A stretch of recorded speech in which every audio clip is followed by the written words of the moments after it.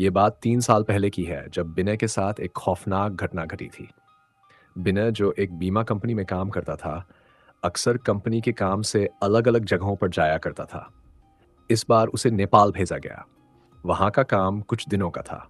जब बिनय नेपाल पहुंचा तो देखा कि वहाँ कड़ाके की ठंड थी और बर्फबारी हो रही थी।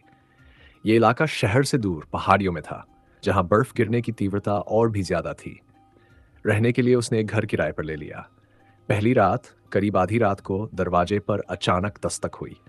बिनय चौंक गया। उसने खिड़की से बाहर झांका, मगर वहां कोई नहीं था। उसने सोचा शायद तेज बर्फबारी की वजह से ऐसा हुआ होगा। वह फिर अपने बिस्तर में लौटकर सो गया। अगले दिन जब वह काम पर जा रहा था तो उसने देखा कि एक छोटा सा बच्चा उसे दूर से घूर रहा था। बिनय ने उसे आवाज दी, लेकिन बच्चा कुछ नहीं बोला और वहां से भाग गया। वह इसे सामान्य बात समझकर अपने काम पर चला गया। दूसरे दिन फिर वही हुआ।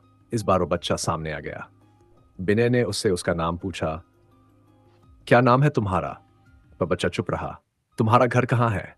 इस बार भी कोई जवाब नहीं मिला। और फिर वह बच्चा दौड़कर भाग गया।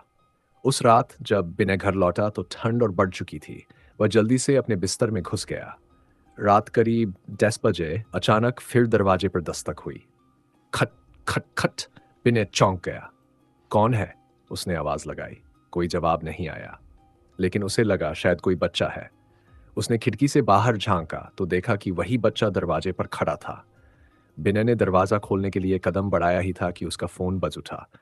कॉल उसके पड़ोसी का था, जिससे उसकी पहचान हाल ही में हुई थी। पड़ोसी की आवाज घबराई हुई थी। उसने कहा, सुनो, अगर कोई रात में तुम्हारे दरवाजे पर दस्तक दे तो दरवाजा मत खोलना। बिल्कुल भी नहीं। क्यों? बिनय ने पूछा। आवाज में हैरानी और डर दोनों थे। पड़ोसी ने कहा, क्योंकि जो भी दरवाजा खोलता है, सुबह उसकी लाश बर्फ में दबा हुआ मिलती है। सालों पहले यहाँ एक तूफान आया था जिसमें एक परिवार के सभी लोग मारे गए थे।